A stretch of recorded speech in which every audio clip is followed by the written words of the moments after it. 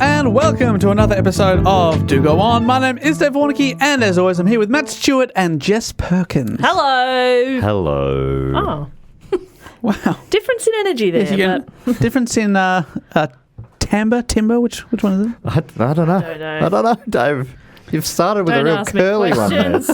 Well, before we get into the question that kicks off this episode, we can tell you that we are hitting the road all the way to St Kilda at the Palais Theatre this year in November. We've got the upcoming Great Australian Podcast Festival. We're on November 6th. It's a Saturday night. Fantastic Palais Theatre. Tickets are on sale now, and they're ticking along in the description of this episode if you want to find the link.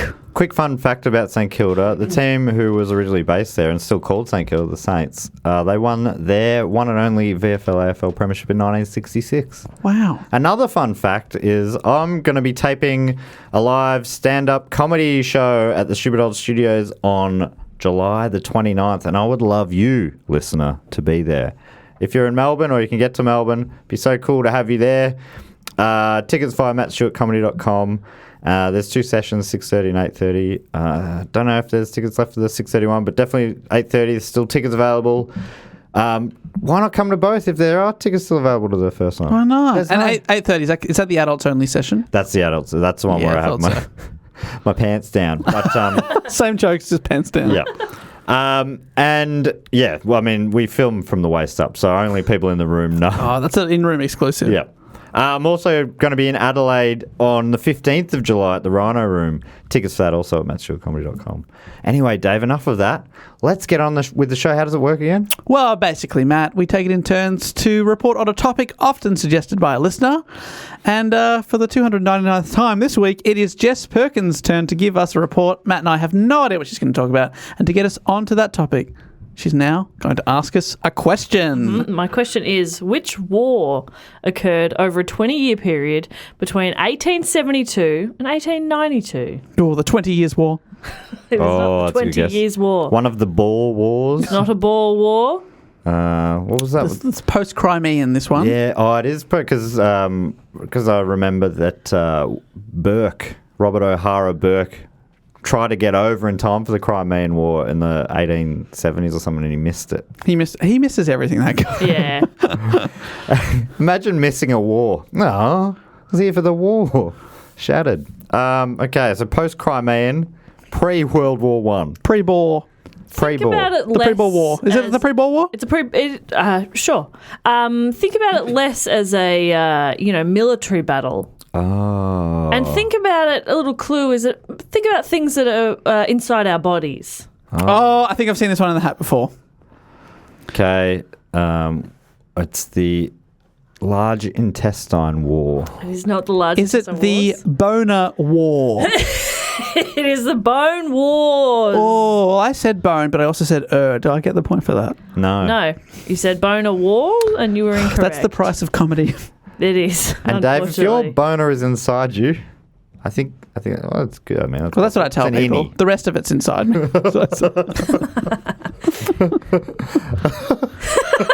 It's actually really big, but most of it's just inside. Yeah. It's got deep roots. Got like 2 feet in here. I think that technically is true. I think it does keep going in you. Yeah. It doesn't just, otherwise it would snap off. It needs to be Anyway, let's not get into the biomechanics of... Yes, you're right. Yeah. But I don't want to think about it. No. It is the Bone Wars. It's been suggested by a bunch of people. Yeah, I feel like I've seen it maybe even put up for a vote before, maybe. Well, it didn't win. Well, I know, but I don't know anything about it. It's one of those ones where you see the topic and go, sounds cool, let's see. Yeah. Is it, I feel like dinosaur bones? Maybe. Ooh. Nah, it is. It's been suggested by a lot of people, including Thomas McKenna, Adil Asker, Costin Espiritu, Eric Mickles, Keith Higgins, Lacey, Mike Puddy, Callum J, Burgess Wiley, fucking hell, Kevin Packrad, Tom McKenna again. He snuck in. He's suggested it 3 times. I caught the other one where it was Thomas, but he got me with Tom. Jacob Hinkle, Luke Newcomb, Paulita, Duke Barry, Newcomb, so close. Nellie, Ben, Jonathan Taylor Kantz. Hey, Jonathan Taylor can in my book. Ben Monsma, Wow, these are all, I mean, they always are, but this is another great Huge. list of names. Emmy and Chris Torres. Wow, it feels like you said every name ever then. Yeah, it felt like That was awesome. It felt like that went forever. I reckon Kevin Packrad might have had the most suggested topics that we've done. Yeah, surely. His name comes up a lot, Yeah. or used to. So what does that say? Does that say he has good suggestions or he's a basic bitch? He's on our level. That's what he is. Column A, little from column B, as Sophie Shooter would say. So prior to the 1870s, only 9 species of dinosaurs had been discovered and named in the US. Over a 20-year period, from around 1872 to 92, 2 American paleontologists, Ross Geller? no, but their names are great, Edward Drinker Cope. Sorry, what? Drinker. Cope was an old soft drink brand, and they bought his surname for advertising. Drink it, Cope. Edward Drinker Cope. When I'm thirsty, I drink a Coke. When I'm thirsty from all that bone digging, I like to drink a Cope. And Othniel Charles Marsh. Othniel. Othniel Charles March. Between them, discovered 142 new species of dinosaurs, Wow, no way. all while entangled in a petty and bitter feud. This is the Bone Wars. Love it. So a bit of backstory. Edward Drinker Cope was born on 28th of July 1840 in what would now be Philadelphia, and his interest in animals became apparent at a very young age, as did his natural artistic ability. At 12, he attended the Friends boarding school Ross Geller? near Westchester, Pennsylvania. As a Friends-themed boarding school. Imagine that. There. You're going to be in Joey's house. Oh, you're a Phoebe. Surprisingly high IQ, we learnt recently. Yeah, Lisa Kudrow. Yeah, she studied science. And according to biographer Jane Davidson, Cope was a bit of a spoiled brat, frequently writing letters home requesting a larger allowance. His family had a bit of money. Just keep writing more. Dear Mummy and Daddy. More. More? Question mark. Yeah, Oliver style. Yeah. Please, sir, can I have some more money? If you're wishing to negotiate your salary at work, honestly, it's the best tactic. Holding out your cap. Yeah, just do an Oliver impression. Please, sir, can I have some more? Some more schlop and cash. Because you get paid with coins thrown into your hat. Anyway, he often obtained bad marks due to quarrelling and bad conduct, and he developed a reputation of having pretty bad temper. After the summer break in 1855, Cope's father decided not to send his son back to school, but tried to encourage his son to become a gentleman farmer. I'm not sure what that is. Farms gentlemen. Right, yeah. Farms gentleman, yeah. You got to. Which is tricky because they never shit. So How do you get the seed? Yeah. How do you put them in the ground? It's a nightmare. It's a nightmare. Do they grow on a tree or in the ground? In the ground. Yeah. So you see them sort of coming up from the waist up. Going, I say. So dicks were originally roots. Yeah. Yeah. So the dicks and legs and toes. So they grow dick first. Yeah, dick first. That makes sense, doesn't Yeah. it? It's my motto. The sort of scrotum is sort of like a bulb. Yeah, So you yeah. plant the scrot. Yes. And then the dick grows out of that, which starts sucking in nutrients, and then legs come out with toes, and then the gentleman will grow up from there. My lord. Oh, they're blooming. Hello. The gentleman grows up from there. Fucking hell, that's crook. So he wanted his son to be a farmer. He considered that to be a wholesome profession. It would yield enough profit to lead a comfortable life. It was a good job. But all along, Edward had said he found farming dreadfully boring and wanted to pursue a more professional scientific career. While he worked on farms, he began working part-time at the Academy of Natural Sciences, reclassifying and cataloguing specimen, and published his first series of research results in January of 1859. Instead of working the farm that his father bought for him, Edward rented out the land and used that money to fund his scientific endeavours. His dad's like really pushing, so like, hey, why don't you study these farming subjects. And he's like, I hate these farming subjects. He's like, why don't you work on a farm? And he's like, I hate working on a farm. He's like, how about I give you a farm? And he's like, I'm going to rent out that land. Do you reckon he told his dad, or he was like one of those, he, in the morning pretended to go to work on the farm? He gets up, puts his overalls on, and then drives to the lab. He must have told In a tractor. At the end of the day, like when he's like 100 metres from home, he pulls over, rubs some dirt on his face, gets back on. God, you would not believe the day I had. on the tractor that I'm on. Me and the cows. I milked them. Is that what you do?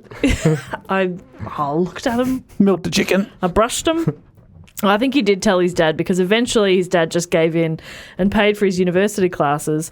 So in 1861, he attended the University of Pennsylvania and studied comparative anatomy under Joseph Leidy, one of the most influential anatomists and paleontologists at the time. And that name will come up later. What's the name again? Joseph Leidy. Great. I like it, Leidy. Over the next few years, he had a job recataloguing the herpetological collection at the Academy of Natural Sciences and published many works, primarily on reptiles and amphibians. And what is herpetological? A fantastic question, Matt. I don't know. Herpetological. Herpetological. Use it in a sentence. Hi, I'm doing a bit of herpetological work. Herpetological. Herp. Etological. Etologist. What's that? A herpetologist is a zoologist who studies reptiles and that's what you sort of said. Reptiles and amphibians such as frogs and salamanders. Many herpetologists, nailing it, focus on conservation of these species. Others use them to assess overall environmental conditions in a particular area. That's from environmentalscience.org. Yeah, I read that. I think one of his first major works was on salamanders. Right. So that makes sense. In 1863, at the age of 23, he went travelling around Europe, visiting museums and meeting highly esteemed scientists. His father sent him off travelling. I think one of the reasons his dad sent him off travelling was that he was like in a relationship with someone his dad didn't approve of, and also civil war was happening, so send him off to avoid the draft. Oh, wow, yeah. And, can take you to her. Find yourself. Yeah, 23. You're too young to settle down. Too young. If your parents are telling you you're too young to settle down, they hate your partner. Yeah, they hate him. Nah, I mean, see what's out there. I mean, maybe you should join the war if you get away from her. Yeah, is that the worst thing in the world? Hey, find who you believe, whichever side that is. Yeah. If you live through the war, it was meant to be. Yeah. Then you can, I guess, see her again if you have to. So while he was in Berlin, that's where he met Othniel Charles Marsh, a 32-year-old American who was studying at the University of Berlin. So he's also American, okay. Yeah, both American. He was born, Marsh was born October 29, 1831 in Lockport, New York. His mother, Mary Gaines Peabody, was the younger sister of wealthy banker and philanthropist George Peabody. Oh. From the Peabody Award. Yeah. His mother died of cholera when he was 3 years old. Yes. yeah, genuinely. Genuinely. Oh, George... Othniel, he lost his mother when he was young, but with the financial backing of his uncle, George Peabody, he obtained a very good education. He graduated from Phillips Academy, Andover in 1856 and Yale College with his Bachelor of Arts degree with honours in 1860. Then he received a Berkeley Scholarship from Yale and studied geology, mineralogy and chemistry at Yale's Sheffield Scientific School from 1860 to 62. Like, he's just studying the whole time. He's got many degrees. He studied paleontology and anatomy in Berlin, which is, of course, where he met Edward Cope. The two became friends, exchanging letters and discussing paleontology, and even named species after each other. Oh. Isn't that nice? So there's like a drink of Cope, a Saur or something. Cope named an amphibian fossil Pytonius marshii. And was it like the lamest one? Is it they already having goes at each other? Or is it Not yet. Still kind of kind? I think they're being nice. The one with a small stick. Oh, look, I found your one. Found your great-great-grandfather. Yeah, you're only 2 generations separated from this thing. You little prick. So is Drinker his middle name? Yeah. Drinker. There you go. Incredible. Yeah, baffling. Marsh returned the favour, naming a giant marine creature Mosasaurus copenus. It's cope anus. So That's good. yeah, I think they were pretty different personalities, and like Marsh is sort of like he's wealthy because of his uncle, but very, very educated. But Cope is more of like the gentleman, but not as educated. So I think they look down on each other for different things. Interesting. So they sort of, for the first few years, they like they send letters back and forth. They're discussing things, and like it seems fairly friendly, but I think it's a little bit of a love-hate. Upon his return to the United States in 1866, Marsh was appointed Professor of Vertebrate Paleontology at Yale University, making him the first professor of paleontology in the US. That's in 1866, first professor of paleontology. Oh, good for him. That's kind of cool. When his uncle, George Peabody, passed away, Othniel inherited $100,000, and this money was put towards his scientific work, and he and his many fossil hunters, incredible job title, were able to uncover about 500 new species of fossil animals. Wow. So 500. yeah, essentially it's like they have people, they kind of send out to various places wherever, somebody finds a fossil in one area and just like heaps of people arrive and start digging and finding stuff. It's like a bone rush. Yeah, yeah, big time. And then I've had one of those. it's from like 13 to 18. Oh, God. I can't stand up for the next 4 to 6 minutes. Very specific. Love that. And so, yeah, they'd find fossils, send them back to these paleontologists who have the qualifications, the education in identifying what stuff is or figuring out what it came from. They were pretty loose at the time, though, weren't they? Because I think they've had to undo some of the work from the old days where, like, I know the Triceratops, or there were certain animals where different people would find fossils, but they were just like a young Triceratops, say, and an older one, which is a lot bigger. Yeah. And two people would call them two different species. Yeah. And then they had to, like, start combining a few of those Oh, that's in recent time. 100% this. Oh, right. They're finding the same things. They're finding stuff that's already been found 10 years earlier. Right. They're naming it their own thing. And it's not just them, but these two are the fucking worst at it. Right. So that, yeah, they're just whatever bones they find, they're just making it work. It's like having puzzle pieces from 3 different puzzles, and they're like, that's all that is. Just because they're in a rush to like find the next thing and to have more finds than the other person. Oh, So that 142 number I said, it's like 30 of those are valid. Okay. They're just making shit up. So they're making merging all these The rest of them, they've just skeletons together. pulled out the glue gun and just gone, bit here, bit here. Oh. Yeah, this one has legs coming out of its head and its butt. Yeah. Call it butt leg. It's a butt legosaurus. So that's another one for me. Tick. It's wild. So, yeah, this is a 1 butt legosaurus. This one's a 2 butt legosaurus. I got heaps of these 3 butt legosaurus. Yeah, I could go all day with my buttosaurus. But I only went to 4. Yeah. Started running out of room on the butts for legs. So Cope, on the other hand, became a professor of zoology at Haverford College, but only after his family connections got him an honorary master's degree so that he could get the job. Right, because he's sort of self-taught in a way. Yeah, he doesn't, like, he's done some university classes. I don't think he has, like, a full qualification, but his family's quite wealthy. Right, and he worked in a lab from a very young age, right? Yeah, pretty young, yeah. So, yeah, they gave him an honorary degree just so that he could actually have the job as a professor of zoology. Feels like you should probably actually learn, but that's fine. And he also worked for the Academy of Natural Sciences in Philadelphia. And over the next few years, both men continued their work with an almost obsessive nature. Cope got married and had a daughter, and while the family lived very comfortably, his main concern was for more money to spend on his scientific work.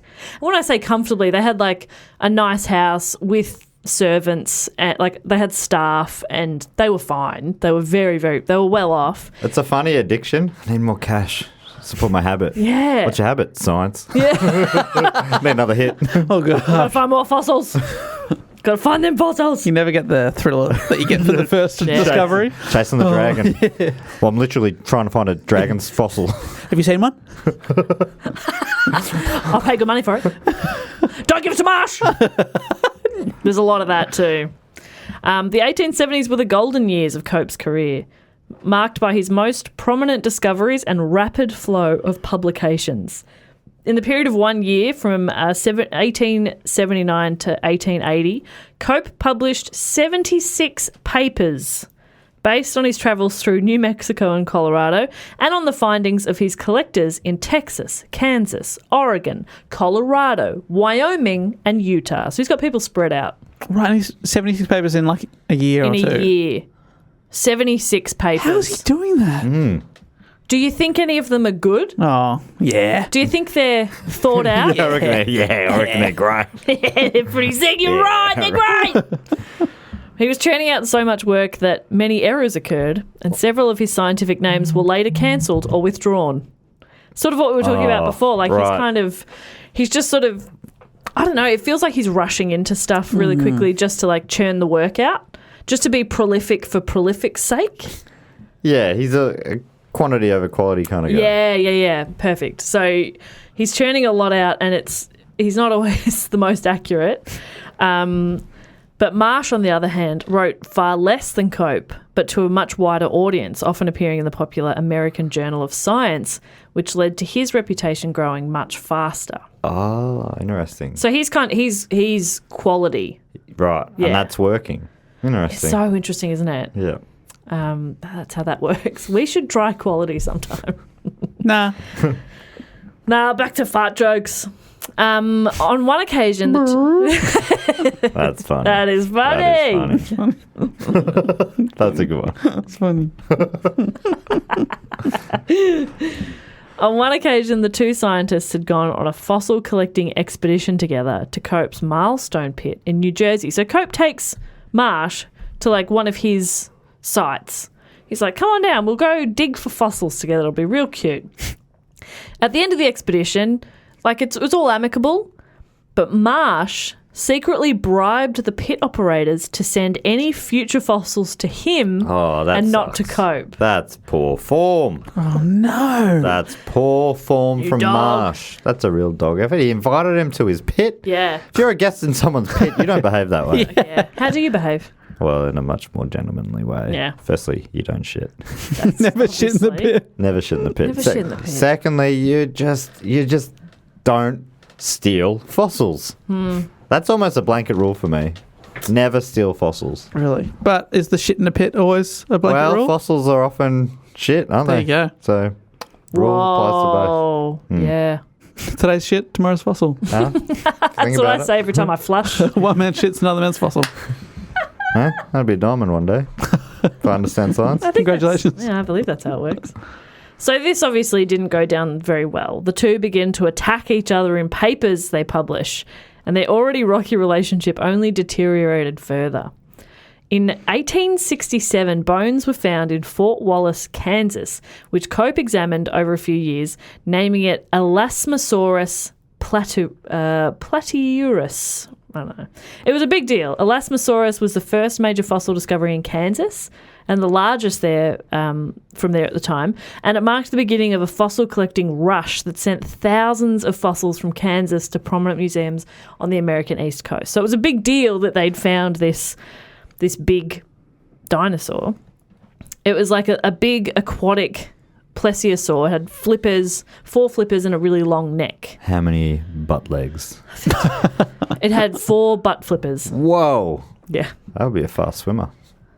Big And- muscles, the butt. Oh, yeah. And a fast pooper. Because just fan them out. Where to go? No one knows. No one knows. But when the Elasmosaurus was on display so he's got it on display. Everybody's looking at it going, wow, look at this new thing you found. Sick. In walks Marsh, who takes one look at it and casually tells Cope that he's put the head on the wrong end. No! He's like, He put the head on the butt. he's like, hey, cool dinosaur, man. You put the head on the butt. That's where the term butthead came from. Oh, no.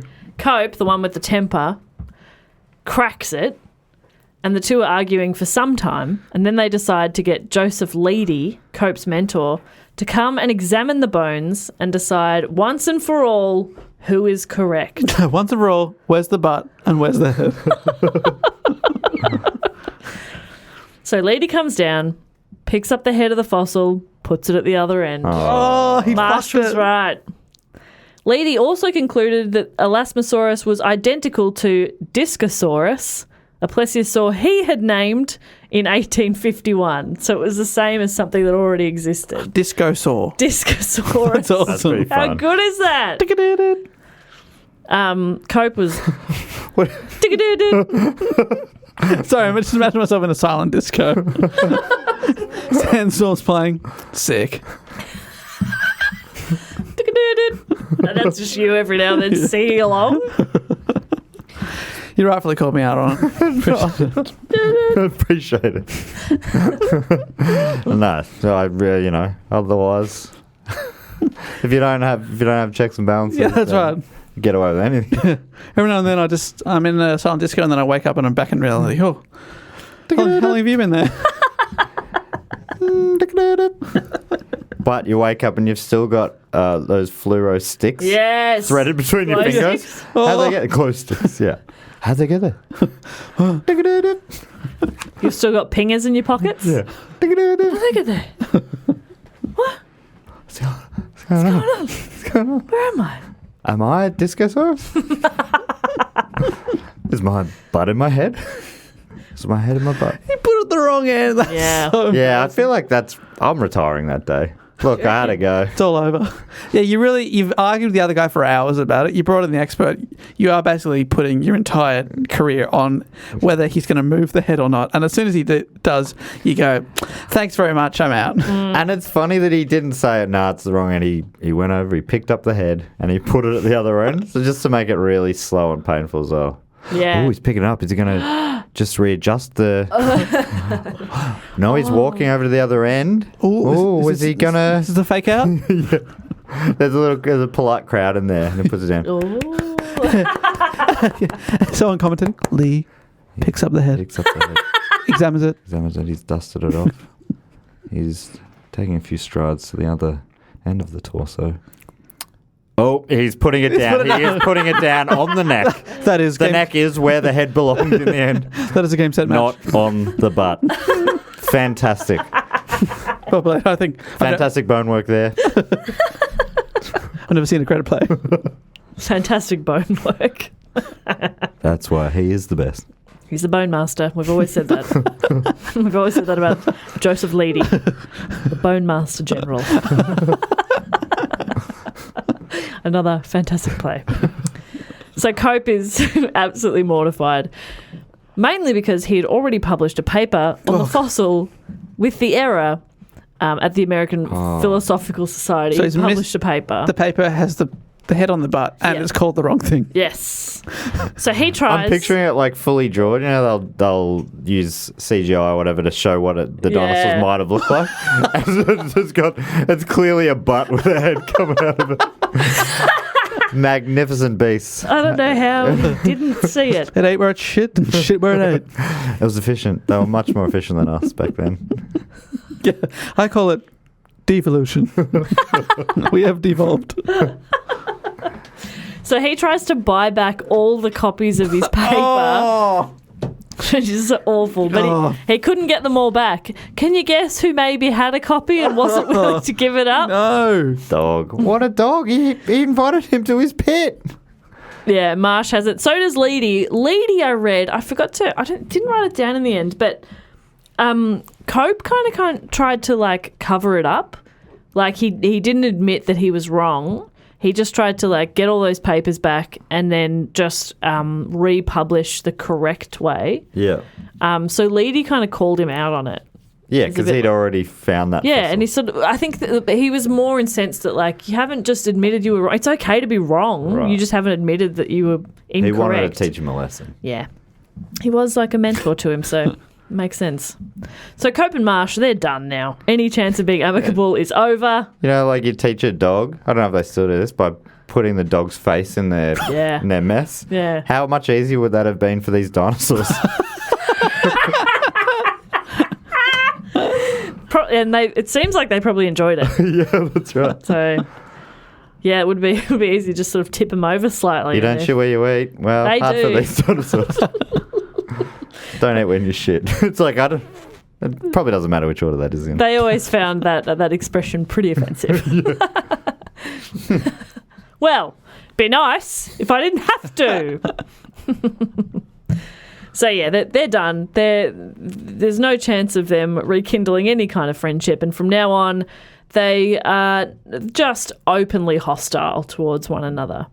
What followed is just decades of pettiness and sabotage. In 1877, Marsh received a letter from Arthur Lakes, a school teacher in Golden, Colorado. Lakes had been hiking in the mountains near the town of Morrison with his friend, looking for fossilized leaves in the Dakota sandstone. Instead, the pair found large bones embedded in the rock. Lakes sent Marsh the bulk of the bones, but also sent some to Cope. Not really sure why. I don't think he necessarily knew about the rivalry. It was probably just more like, send it out a bit and whoever bites, you probably get paid for it. So he's, send it out to a couple of big names. Marsh published his findings and paid Lakes $100, and Lakes thought he'd better let Cope know that he should probably send the bones that he had to Marsh, as it's kind of his discovery now. Marsh has already published his stuff, so you send those bones over. Cope didn't like that. Marsh didn't like that Lakes had sent any of the bones to Cope in the first place, so they're just pissed off all the time. Another time, Marsh heard about a vast boneyard in Como Bluff, Wyoming, and sent one of his guys down to be in charge of the digging. Cope learns of this and sends his own guy down. And they just try to sabotage each other the whole time. Both men tried to spy on the other's whereabouts and attempted to offer their collectors more money in the hopes of recruiting them to their own side. So they're trying to poach each other's collectors as well. Cope was actually he was able to do it. He recruited a couple of men from Marsh, David Baldwin in New Mexico and Frank Williston in Wyoming. So he stole a couple of his people. They were really secretive and paranoid, never wanting to reveal the source of their fossils in case the other one found out and sabotaged them. So they won't talk to anybody about it. They don't even publish their findings anymore. It's just all a secret. So the paleontological digs lasted 15 years, from 77 to 92. And the workers for both Cope and Marsh suffered hardships related to the weather, as well as the sabotage and obstruction by the other scientist workers. So many of these workers are good friends with each other, and they're pitted against each other and sent to spy and sabotage on their former friends. Yeah, that sounds like a toxic workplace. Yeah. Full espionage style, you don't know who to trust. Yeah. Like, especially if you're poaching someone, well, if you're able to poach them, maybe they can poach you They back. could be a double can you trust agent. them? Yeah, there were a couple of instances where, like, people who had worked for Marsh went out on digs with Cope, and Marsh got really paranoid about it, and they were like, no, we're still your people. So it was really confusing as to, like, are they spying or are they just needing work? So they're just working where the work is, which is pretty reasonable. It's very strange. Doesn't sound like they'd be treated reasonably, though. No. Oh, you're going to work for him now, are you? Okay. Well, I'm going to kill your family. Yeah. Sorry, what? What? Well, I'm a freelancer. I just do whatever work I can get. Yeah. I literally just dig. I'm a digger. A digger. I've got a big shovel. Please, I know how to use it. I don't care. I got a big shovel and I know how to use it. Oh! Woo! Must be nice.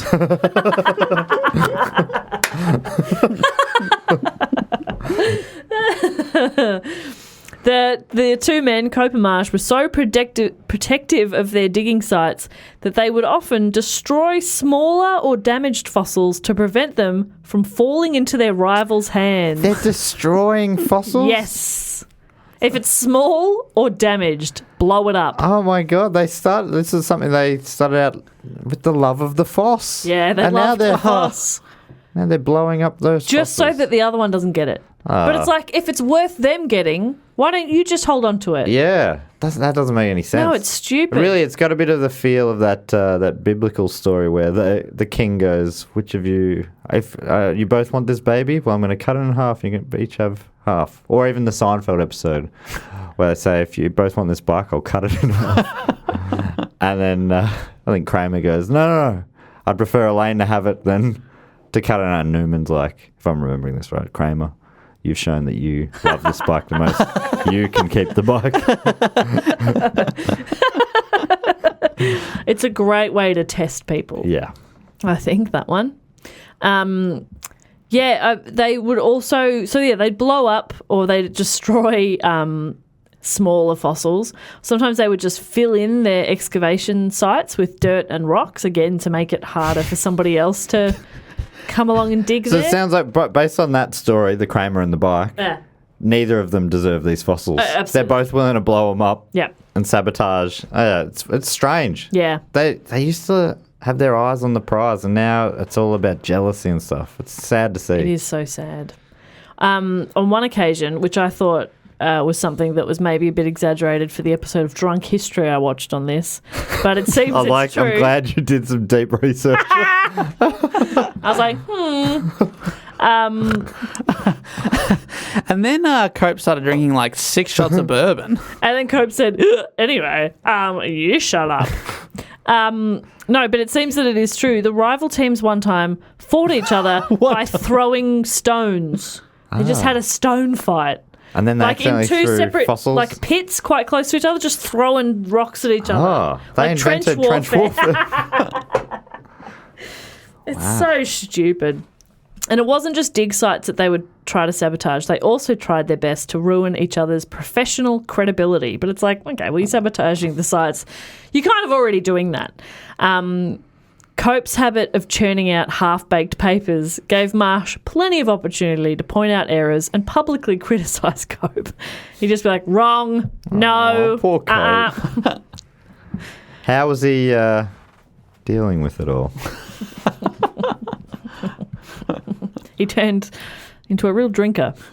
By the 1880s, Marsh had used his connections to be appointed chief paleontologist for the USGC, which is the US Geological Society, headed by John Wesley Powell. He was also elected head of the National Academy of Science.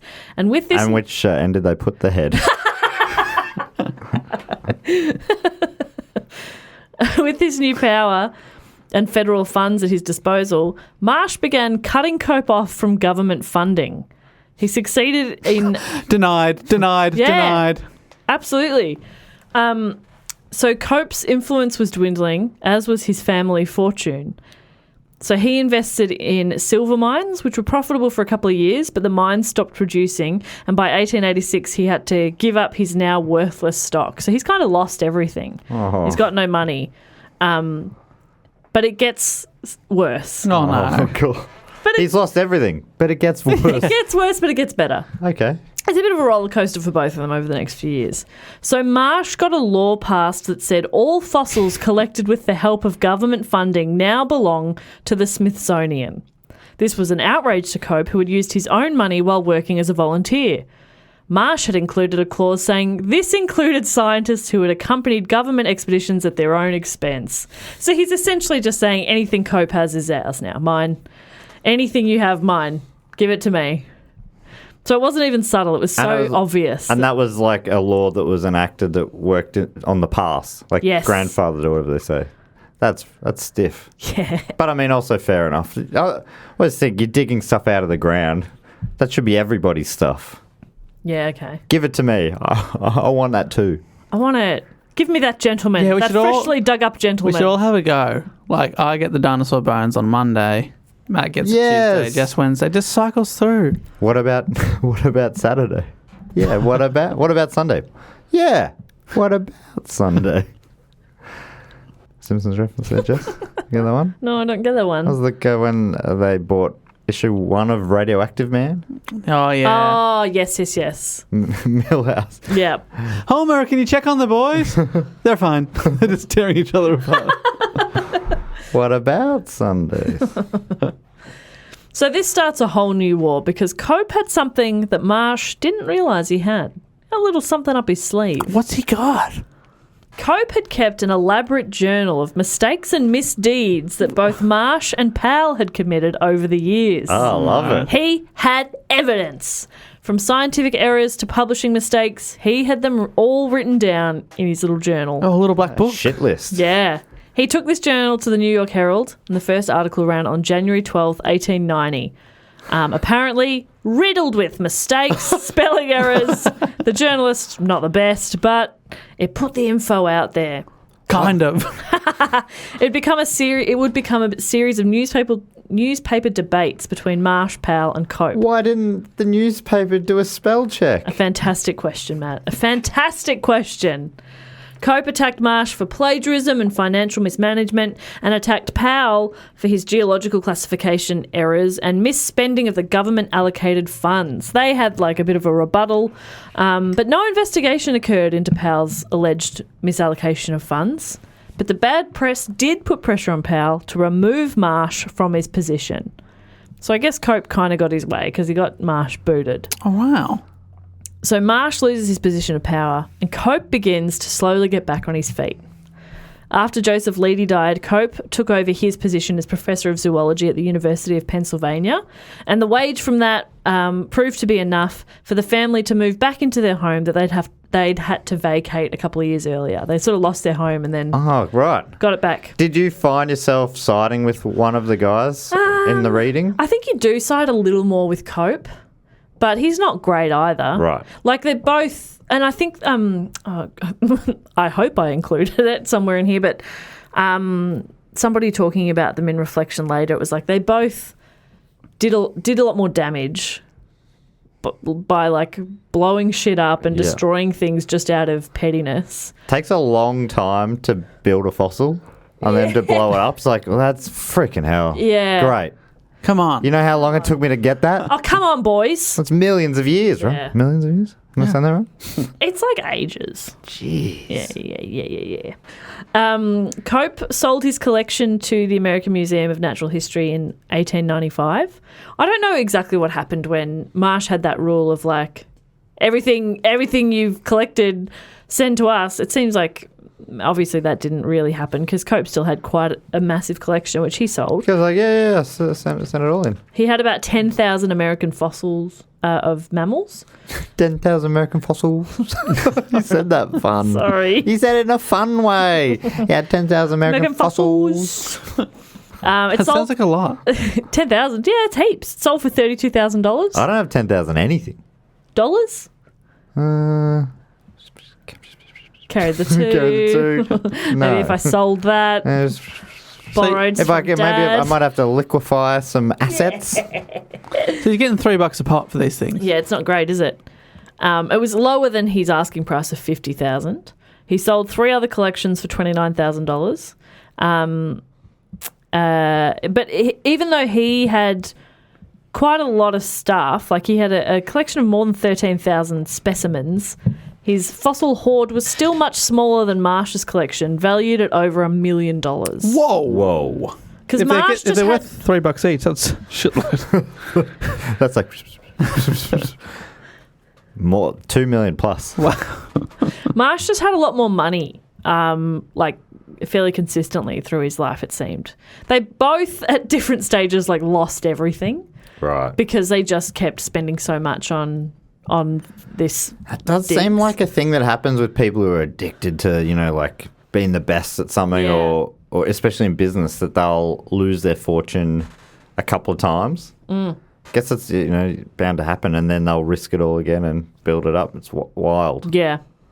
It's wild way to live. Sounds stressful. I was just thinking that. It doesn't sound like a fun life when you're so angry at somebody else who's just loves the same thing you do. And you're screwing people over. Like, you can't do that without screwing over lots of people. Yeah. So I'm bankrupt now, so I'm writing off all that debt. Yeah. Oh, cool. I was kind of relying on that money. Sorry. Their rivalry... Have some fossil? 10,000 American fossil? Their rivalry was throughout their whole lives, through the ups and downs they both faced. They both achieved a lot and both had times of financial ruin and personal hardship, like I mentioned. Judging by pure numbers, Marsh won the Bone Wars. Both scientists made finds of immense scientific value, but while Cope discovered a total of 56 new dinosaur species, Marsh discovered 80. In the later stages of the Bone Wars... 80? 80. And that's like after they took away all the like the I'm not 100% leg butts and sure. stuff. Yeah, I don't know. Jeez. Because that's a lot. But I guess early days, because I was surprised, I read that not too long ago, that I was surprised how recent, humans discovered dinosaurs. Yeah. It was like, was it in the 1700s or something? I think It was like so. relatively recently. So Yeah. it makes sense that when you're there early, you're going to be able to find more. Find a lot of it, There's yeah. the biggest one in Australia was discovered recently. Or Really? announced, yeah. You would have seen that at work. Dave. Yeah, it was big. It's like, yeah. Thank you for another... That's why people tune in. It was really big, guys. All right. Another spot-on contribution from Dave White. I can't remember where it was. That's okay, Let me. When you finish, Jess, I'll find an article that sort of summarises the new thing. Okay, cool. In the later stages of the Bone Wars, Marsh simply had more men and more money at his disposal than Cope did. That's what I was talking about before. He just had more cash.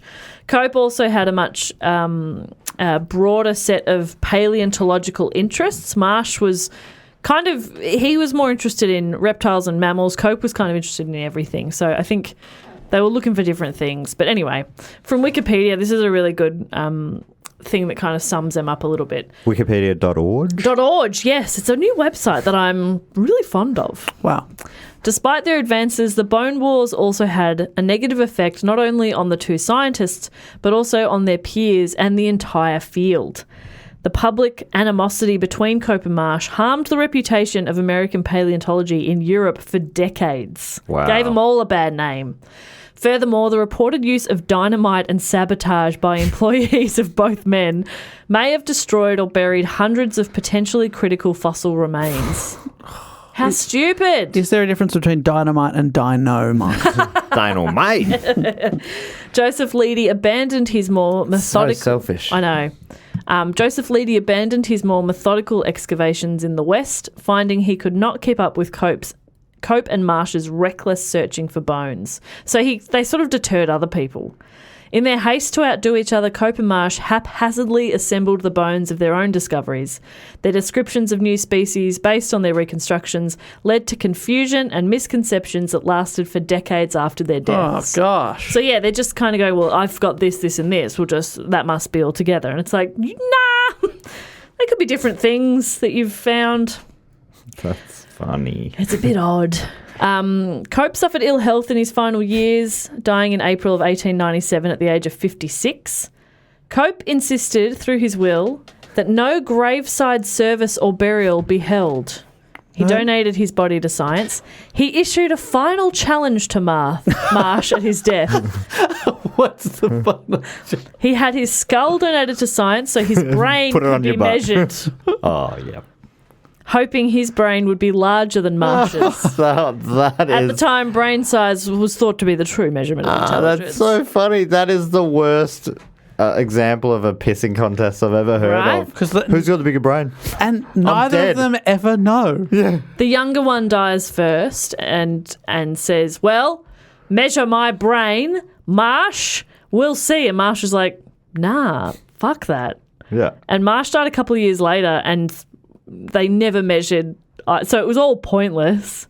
But yeah, he never accepted the challenge. Yeah, that's exactly what a small brain person would do. Cope's skull is reportedly still preserved at the University of Pennsylvania.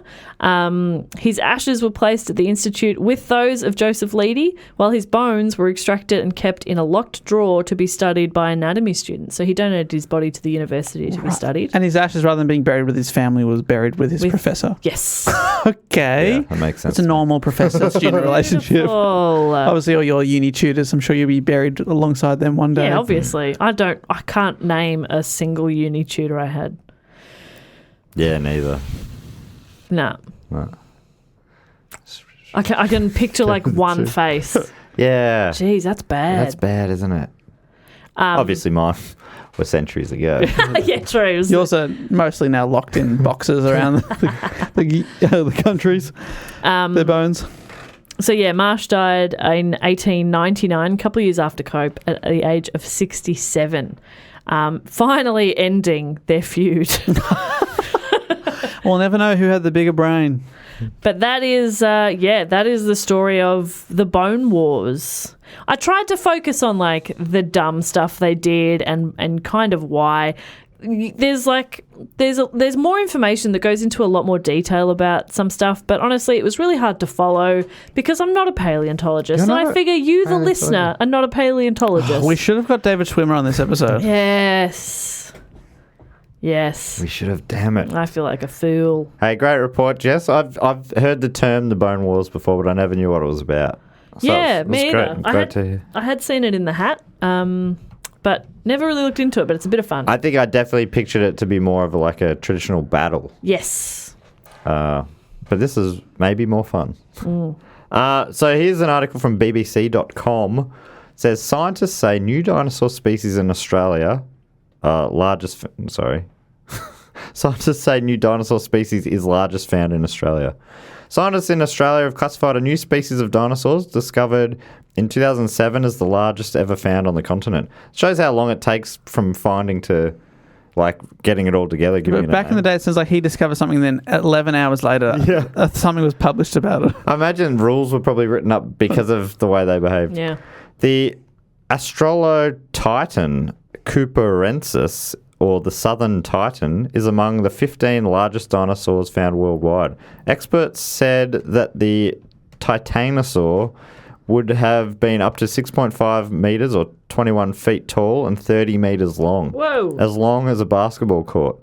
Its skeleton was first discovered on a farm in southwest Queensland. Paleontologists had worked over the past decade to identify the dinosaur, distinguishing it from other known species by comparing scans of its bones to those of other sauropods. So there's a whole system now. Yeah. You can't just go, no, I found a new one. They've got to do a decade of work making sure that it's not. That's cool. Sauropods were plant-eating dinosaurs known for their size. They had small heads, very long necks, long tails, and thick pillar-like legs.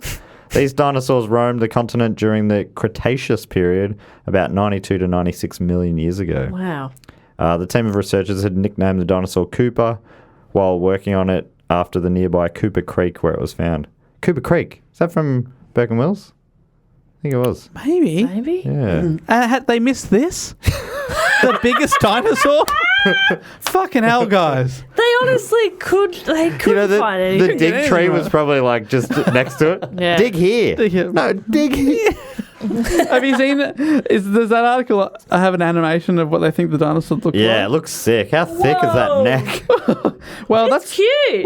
What about the ABCs? Look how cute. It looks like a little dog. It's so smiley. Hello, how are They're you? little plant eating. They wouldn't hurt us. Could be on a kids' TV show. Hello. That's great. That's great. Real cute. A great report there, Jess. That was very interesting. Thank you. Jess, fantastic. I loved hearing about it. Thank you. I paused so you could compliment me as well. I realised that too late. Now it's time for everyone's favourite section of the show where we thank some of our fantastic supporters on patreon.com/dogoonpod and dogoonpod.com. And yeah, these people keep the show running. Because of them, we're able to do it every week, every Wednesday. For nearly 300 episodes, we've put out one every week.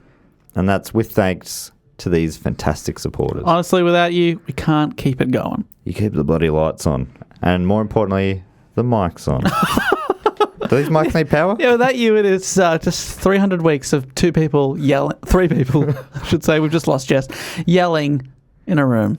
So there's heaps of different rewards you can get on those websites if you support the show, depending on the level. Bonus episodes, there's a Facebook group, all sorts of things, weekly newsletters, and blah, blah, blah. But one of the big ones is the fact, quote, or question section, which I think has a little jingle that goes something like this.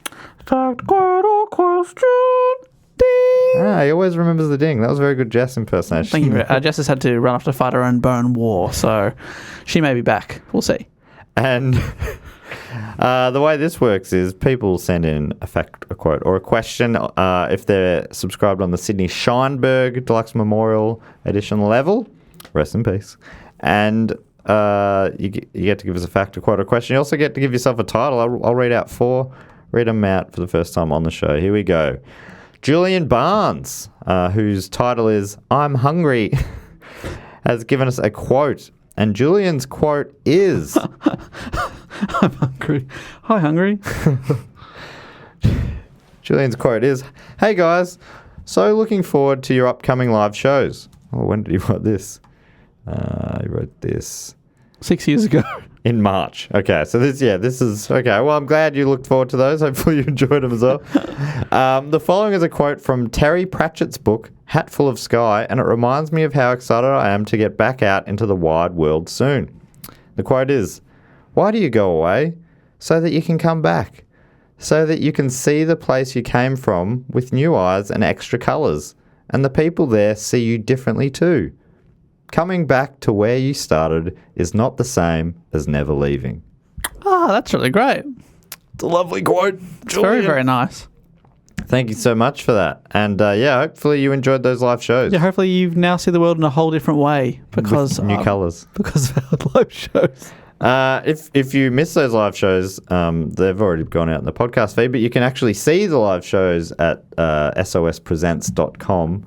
Yeah, we filmed them all. For the Duco ones. 4 episodes, all with little bonus bits at the end. Yeah, good fun. And there's other live streams still on there from the past as well. So I think there's 16 video streams you can still buy. And once you buy them, you've got them for good. You can watch them as many times as you like. Yeah.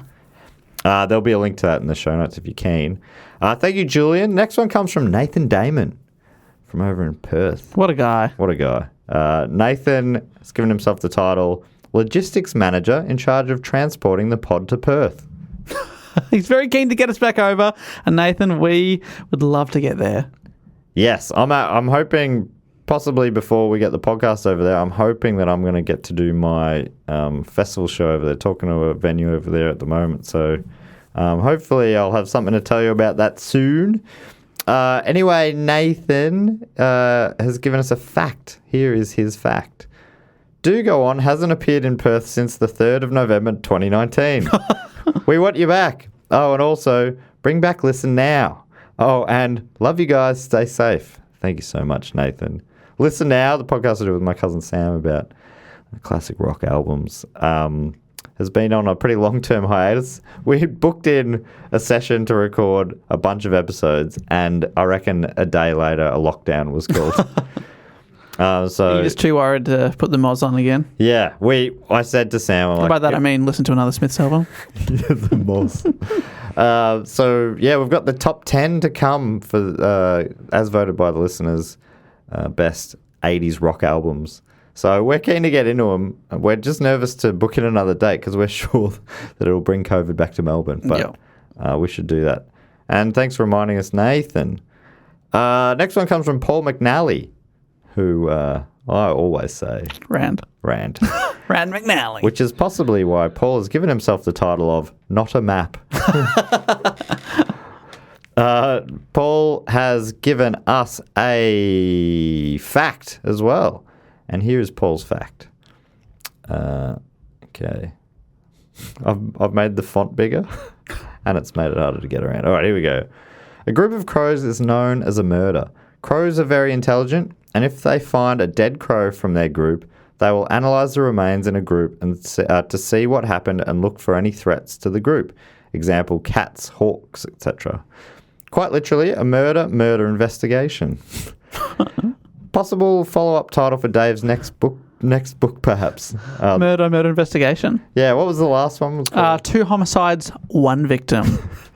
Written by 12-year-old David James Warnocky. And that's available on the Patreon feed. That's right. We read through it. That was good fun. The episode's called "My Dave Wrote a Poirot." Because it's a murder mystery. So Paul finishes by saying, "Hope you're all doing well, and that this is a fun/grim fact all in one." That is great. I mean, but I also love the idea of I don't love the idea, but it brings me mirth to imagine this in cartoon form only. Right. Dead crow, they all gather around to see what's going on. They're like, oh, I think it might be a cat. Row, it's struck again. Like, let's get away from the danger, guys. No, let's not rush to conclusion. They keep getting picked off. Yeah. All right, well, let's examine the new body. Thank you. I can only speak for the grimness of the fact, and I'll give that the grim tick of approval. Certainly not boring. No, not boring at all. And finally, from Roy Phillips, who's given himself the title of The Man Who Shouts, "Some sheep should sleep in a shed." Because I don't read them out until I read them out. People do sometimes try to trip me up with tongue twisters. You nailed that. Nice try, Roy. You slid straight through it. Roy's asked a question, and here it is. Is there any topic you guys really want to report on but don't know if it's got enough legs to fill an episode or have enough broad appeal to win a vote? Hard to answer this one myself, Matt, but I've got some suggestions in Jack McFitty, so maybe that counts as my answer. Oh, good question. A few times I've put up the Ethiopian marathon runner, Abebe Bikila, and it's come second in the vote a couple of times. I'm keen to one day report on him. We've got the Olympics coming up next month, maybe. Olympic special, who knows? Oh, yeah, we did an Olympic special a while back when I talked about Steve Bradbury. That's right. I spoke about another runner, the Czechoslovakian guy. I'm just going through, I'm just having a look in the hat, seeing some of Roy's suggestions. This one sounds fun. Harvey's Resort and Casino bombing. Oh, I didn't get to the bombing part. Oh. Doesn't sound that fun. I'm like, Harvey's Resort and Casino. The runner was Emil Zatopek. He was the one that ran the marathon for the first time and won, which was so good. Hectic. And Abebe Bikila's story is also just as impressive. I'm trying to think of other shorter ones. I've got a list of ones that I'm like, that'd be a good Patreon one that I just have saved in my phone. But so I don't know if I want to burn through them, out loud with you. Here's a few other ones he suggested. Battle of Gallipoli. I reckon we'll get around to that one. The Mount St. Helens eruption have done. Yeah. And Genghis Khan. That'd be a great one. Yeah, I'd love to know more about Genghis Khan. Or as our old mate Dan Carlin says, Genghis Khan. I don't know, mate. I think people sometimes ask for me to do one about the Saints premiership, and I think maybe I will one day, but I'm not sure how interesting that story is. I guess I could find an angle that's interesting, and maybe do a bit of a history on the Saints, which could be maybe interesting. But yeah, that's one that's been in the back of the mind for a long time. Dave, you've got the opposite problem with one you want to do one day, which might have to be a double episode. That's why we've talked about it before. It's one of the few ones we've spoken about, because usually it is honestly a secret from each other. But I've said, hey, I'd love to do this topic. Yeah, well, you said it to me because you're like, I call dibs on this. And that was like 2 or 3 years ago. I know, because I want to do a two-parter. And one day, listener, you'll find out what it is, I swear. Yeah, I'm really looking forward to that one as well. I guess, maybe the Saints is the one that comes to mind first for me. Ones musicians I often think, like Nick Cave, I'd like to do a report on him. I'd love to hear that. Yeah. But, also not sure how, that certainly doesn't have a super wide appeal. But it could be an interesting story, I think. Anyway, that's a good question. Thank you so much for asking that one. I can't speak for Jess, but I reckon hers would be something about butts. Butt doctor. Butt doctors, yeah. Cheers, Roy. So thanks for those fact quotes and questions. Roy, Paul, Nathan and Julian. If you want to get involved in that, the Sydney Scheinberg level is where you want to go. The next thing we normally do is we thank a few of our other patrons who are on the shout-out level. Jess normally comes up with a bit of a game, but she ducked out real quick. So we didn't get a chance to ask her one. Do you have an idea for this, Dave? Well, they were naming dinosaurs after each other. Yes. For a little bit. So maybe something like that. Okay, I'll name a dinosaur. Okay, well, if I could kick us off, I'd love to thank from Chandler. Could they be any more from Chandler? Surely there's got to be some sort of Bingosaur. From Arizona in the United States, it's Mandy Wright. Talk to Mandy on Twitter sometimes. Mandy Wright. I reckon, the Bingosaurus is very good. The Bingosaurus. Could it Bing any more saurus?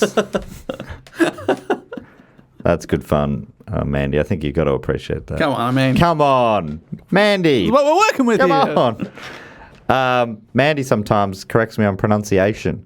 So hopefully I'm saying that right. Oh, gosh. Being a saurus. I mean, we are making it We're up. making it up. Come on. I'd also love to thank from Strathalbyn in South Australia. Catherine Clough. Catherine Clough, maybe? Clough sometimes. Yes, I think it can go either way, this name.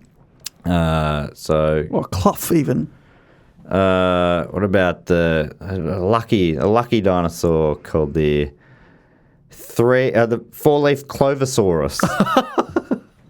But it's spelled Clophosaurus, like. Four-leaf Clophus. That's great. Yeah. You got a pun in there. Is that a pun? I think they're all going to be puns. Okay. Thank you so much, Catherine, and your big South Australian dinosaur. That's probably the biggest one ever discovered in South Australia. That is, yeah, it's huge. And I'd also love to thank from Collingwood in Victoria, not too far from where we are now, Bernard Toogood. Oh, what a name. I'm sure you get this a lot, Bernard, but is that your real name? Any relation to Johnny Toogood from Shehad? Is that his real name? Or Bonnie Toogood from the Western Bulldogs? Oh, gosh. Ripper name. Bernard Toogood. Bernard Toogood, yeah. That's a great combo. What do you reckon, Dave? What about Bernard? Makes me think of Bernie. Makes me think of Bernie Taupin. Taupinosaurus Rex. Oh, yeah. That's good. Great lyricist. Bernie but can't play Taupin. the piano because the hands are so small. So they get their friend Elton Johnosaurus to write the music to their lyrics. Imagine a T-Rex playing piano. Not a T-Rex, a B-Rex. B-Rex. Because we do 9, so I don't know how we're splitting them up now. I'll do 5 and you do 4. We can do 4.5. All right. That sounds fair. All right. I'd also love to thank from Great Denham in Great Britain, Josh Ware. Josh Ware. Almost sounds like it's just the full Josh Ware. Joshua. I'm losing my mind. Ware, Tupperware, Tupper, fresh. Keep it fresh. Snap. Crisp. What about, Crisposaurus. Love it. But improve on it. Well, when you're going no, crisp. Let's go with the crisp. Crispin Glover. Glovosaurus. What about like something like Glover-dactyl or something? Glover-dactyl. That Love sounds that. Glover-dactyl. Glover-dactyl. Josh Ware. Josh Ware. How do we get there? Josh Ware flying on the Glover-dactyl. And finally, slightly mysterious name here. Let me see if I can figure this one out. Dave, do you want to do a couple while I figure this one out? Yeah, absolutely. I would like to thank from Gisborne in Victoria, Cassie Strachan. Cassie Strachan. Strachan. Strawn? Is it Strawn with a CH? Oh, I think sometimes. Oh, maybe it is. I would not put my life on. Cassie Strawn. Especially with Mandy Wright listening in. Yeah, I know. Cassie, let's... Cassie... What am I thinking of? Cassie makes me think of... Casserole. Okay. Casserole, Rick Roll, Rick... Astley. Rick Astley. Never Gonna Give You Up. Up. Sky. Clouds. High. Hi, doing drugs. Hello. Hello, I'm doing drugs. Hello, I'm doing drugs. Coke. Coca-Cola. Drink a Copa. What are the guys? And we're back. And we're back. We're back at that, though. We got back to the start. Hi, what about Sky? Well, no, it's another flying one. Okay. Okay. So it's high in the sky, pie in the sky. Richard Griffiths. Harry Potter's stepdad. Okay. Are we bad at this without Jess? Harry Potter. I think we're just trying too hard.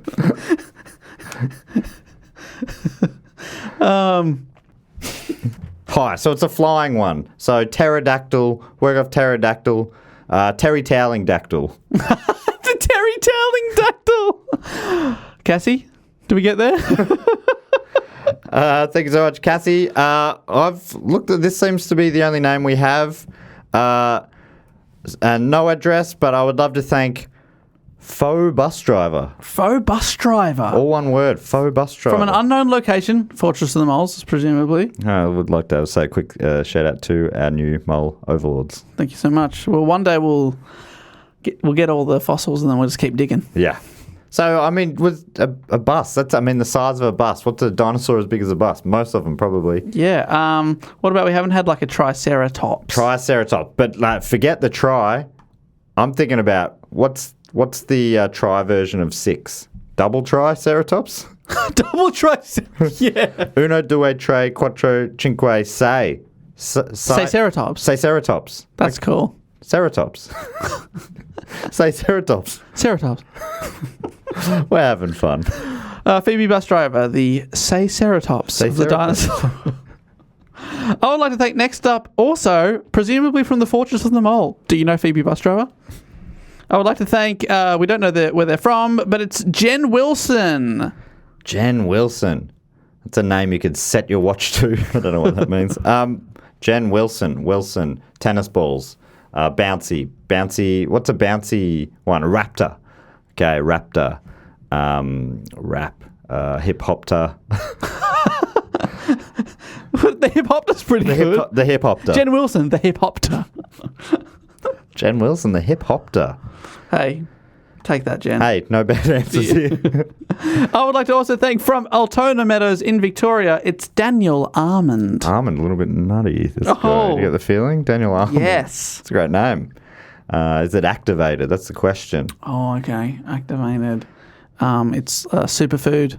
Superfood. Super Ted. When he takes off his pajamas. Is he just normal Ted? Is that it? I haven't seen Super Ted in a long time. He's Spotty. Sidekick Spotty. Spotosaurus. Spotosaurus is good. Yeah, it's like a leopard.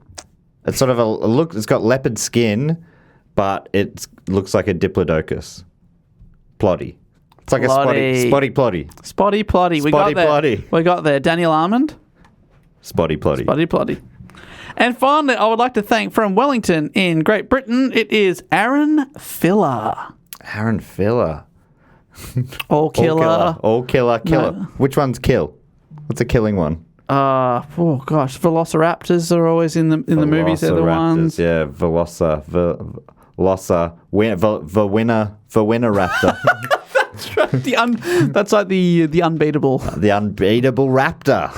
The unbeatable raptor. Aaron Filler is an unbeatable Aaron Filler, raptor. the unbeatable raptor. Well done. Thank you so much to Aaron, Daniel, Jen, Cassie, Fee Bus Driver, Josh, Bernard, Catherine, and Mandy. And the last thing we need to do, Dave, is induct some people into our Triptych Club. So if you're involved on the shout-out level for 3 straight years, you get inducted. You get a ticket.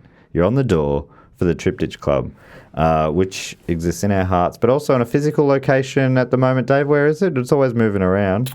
We are in Morocco. Beautiful spot. Oh my goodness, so nice. We're in Fez. We're in Fez. Yeah. We're all sharing one one of our favourite Fez. cities. Yeah. Fez. We're all wearing one Fez. We're in Fez. Yeah. So it's only one this week, Dave. So the way this normally works is Jess will have a little cocktail for, and I mean all the other inductees are still hanging about, so they can still enjoy the drink. Dave, do you want to come up with a drink this week? I'll come up with a drink. Who's the band this week? We've got an English rock band, T-Rex. Oh, T-Rex, fantastic. Very influential. Bring in Mark a bit of Bolan. glam. Yes. And what was one of their songs? I've got their 4 UK number 1 hits. Hot Love, Get It On. Get it on. Get it on. Get it on. Telegram Sam and Metal Guru. Okay, I know Get It On. Let's call it the Get It On Teeny. Get It On Teeny. Get It On Gin and Tonic. And it's got gin, it's got tonic, but it's also got a secret ingredient, cream. Oh. Get on top, which is a Prince song. Doesn't matter, but it is. There's cream on top, and it's, to be honest, pretty gross, but it's an option, as is everything else you want at the bar. So only one inductee this week, Dave.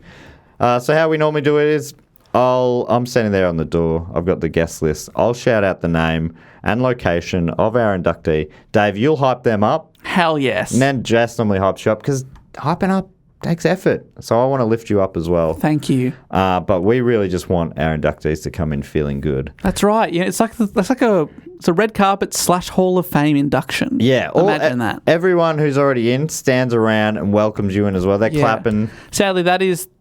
I mean, the one part of work that you'll feel once you're in the club is you have to clap the next members. Yeah. It's a very positive vibe. Yeah. It's all very supportive. So only one inductee this week, and I believe they are from Chesterfield in Montana. MO, Dave?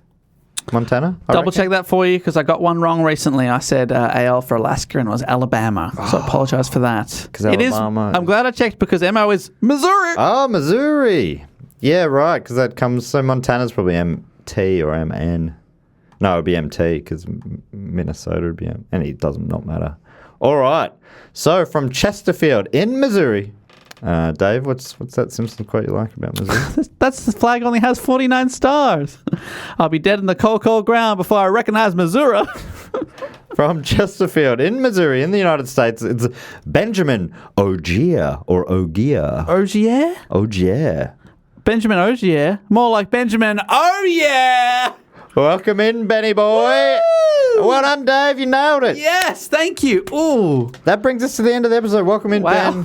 So nice. That's the first solo inductee we've had in a while. Isn't it? Hell yeah. Go enjoy the music of T-Rex. Get it on. All right. Now, Dave, let's boot this baby home. Thanks everyone for listening. Again, if you want to support the show, you can do that at any time. Patreon.com/dogoonpod.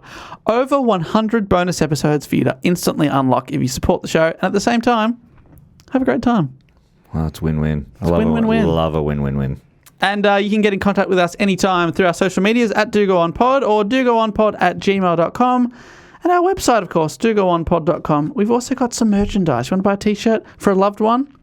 Show that you love them? Or a hated one. Yeah, that's right. We don't really sink the boots in. Hey, got you something.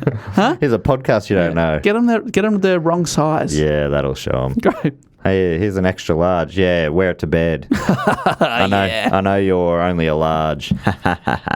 Nice. Got him. Absolutely got him. And we'll be back next week, which I believe will be our 300th episode. I am Sparta. Am I saying that right?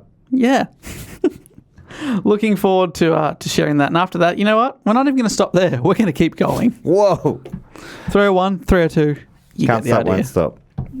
I don't think Jess is coming back, so I'll do her normal goodbye. Dave?